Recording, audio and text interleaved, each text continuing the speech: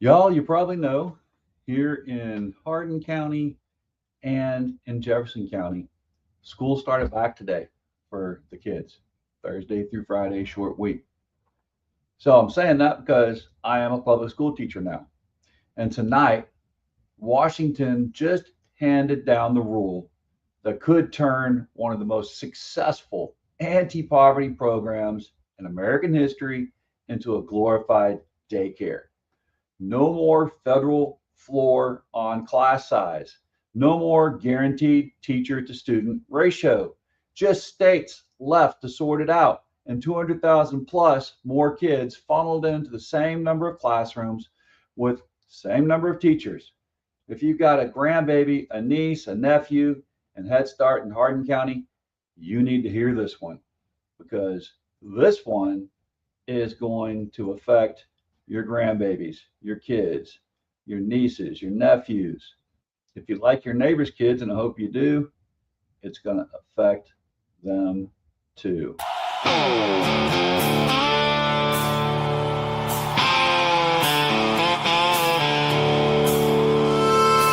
Standing for life, liberty, and the pursuit of happiness. Built upon the shoulders of the Constitution, rule of law, and the animating principle that we are all created equal. I need to hear a hallelujah, though I'm not considered a believer by some. I still believe in the warmth of heaven come. I need the rapture I feel when my feet touch the green, green grass of home. Then I know I have reached the valley of kingdom come. And when I reach that valley, I need to see you there, because we don't need a kingdom, we only need free air. We don't seek a king, we seek the brotherhood of man, and we won't fight for bondage, as we need no king or woman. We will stand undivided, because we will raise the fallen. Now I need to hear a hallelujah as we tear down the wall there.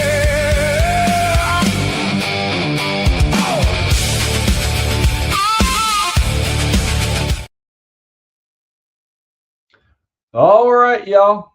Welcome to the Hillbilly Think Tank with me, Spencer Keck. I am the educated hillbilly. And no, that's not an oxymoron.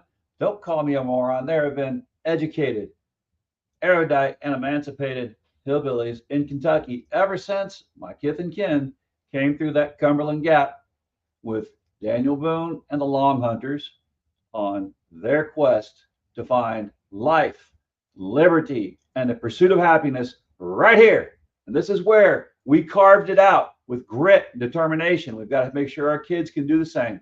I am Spencer Keck, retired Navy doc, combat veteran, and candidate for magistrate on the Hardin County Fiscal Court District 3. And again, it's just all about life, liberty, and that pursuit of happiness. So y'all, let's talk about something that landed today, August 6th, and it's going to affect families right here in Hardin County. The Department of Health and Human Services, which since the Trump administration's restructuring has absorbed a good chunk of what used to sit with the Department of Education, it just unveiled a proposed overhaul of Head Start. I want to walk you through what's actually in it, because as a school teacher, this is going to affect my kids on down the line when they make it to the grades that I teach. because the spin coming out of Washington, it sounds a whole lot prettier than that substance underneath it. And we know how to tell shit from Shinola, right? Here's what Health and Human Services says the rule does. It strips out the federal staff to child ratio and group size mandates that have governed Head Start classrooms for decades. And it hands that authority over to the states. It also slashes the administrative cost cap from 5% down to another percentage point, 15 points, slashed it down to 5%.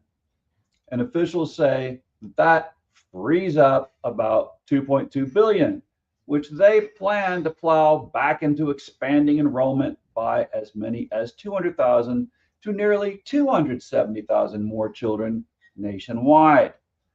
Now, on the surface, y'all, of course, more kids served sounds like a win. I spent 24 years in the Navy, much of it as an independent duty corpsman. And after that, I spent years inside the federal government, first at the VA, then a little stint in USCIS. I know bureaucracy. I know that more efficient and more effective are not always the same word, often not at all.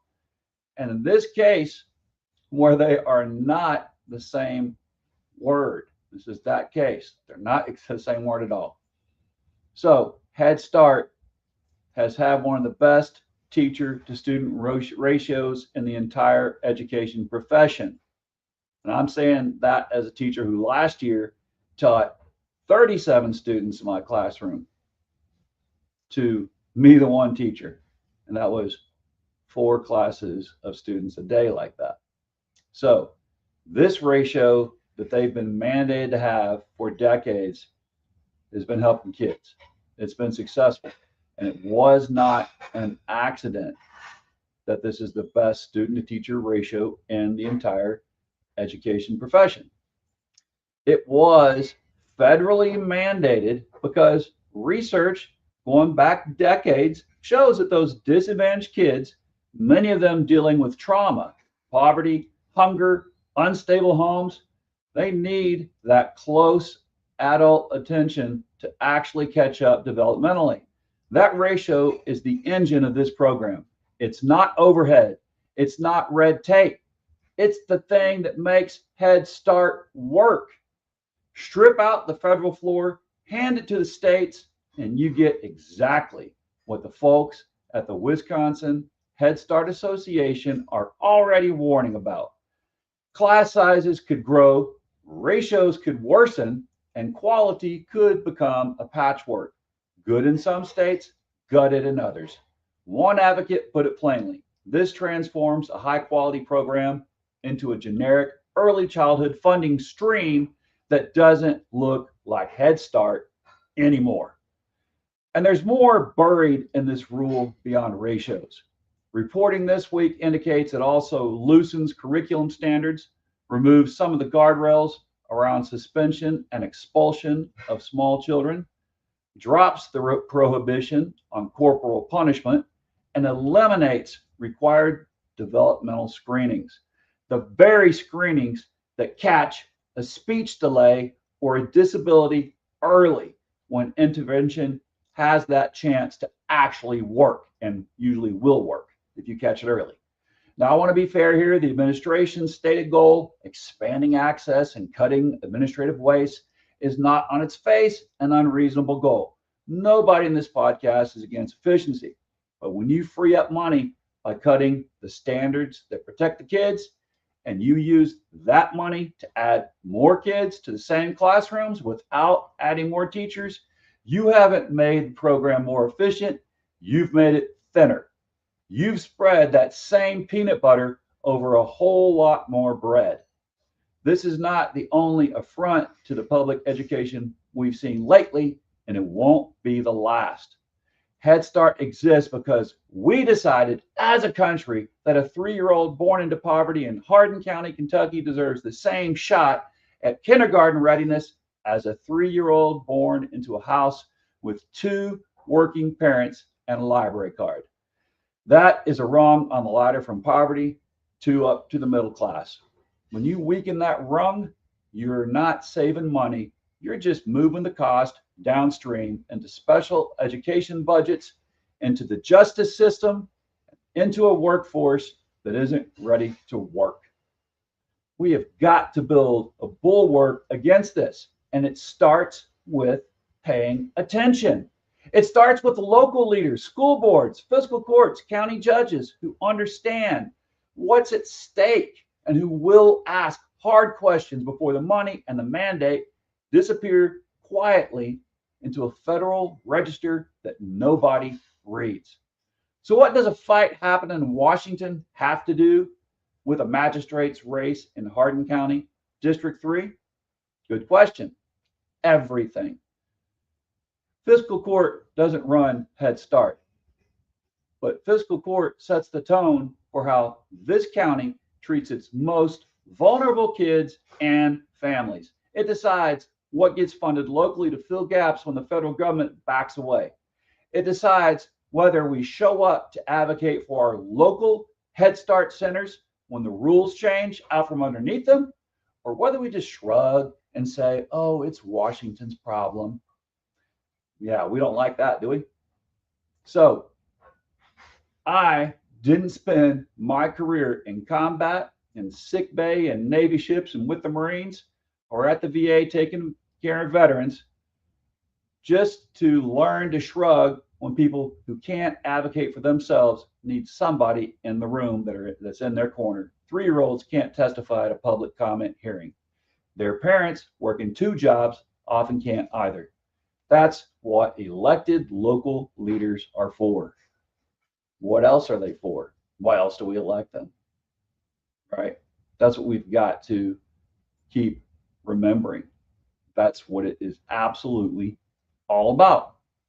It's our local kids, our local folks. All right, y'all. I am Spencer Keck, the Educated Hillbilly, and this has been the Hillbilly Think Tank. Come to a fiscal court meeting. Bring your hardest question. Whether I earn your vote or not, we will get answers together. I'll see you there. Now, also, keep thinking deeply. And remember that in Kentucky, united we stand and divided we fall. That isn't just words on a flag. It's the glue that holds us together. Because if we love our neighbors as ourselves and recognize that, yes, we are our brother's keeper and our sister's keeper, then we cannot be divided and we will not fall. Remember, everyone deployed overseas. And bless your corazón, that is Spanish for heart. Now, this has been paid for by Spencer Keck. If you want to know more about this campaign, you can learn more at spencerkeckmagistrate.com. Y'all, it's been great out here chatting. Hopefully, we've been able to edify each other in this moment. Have a great one.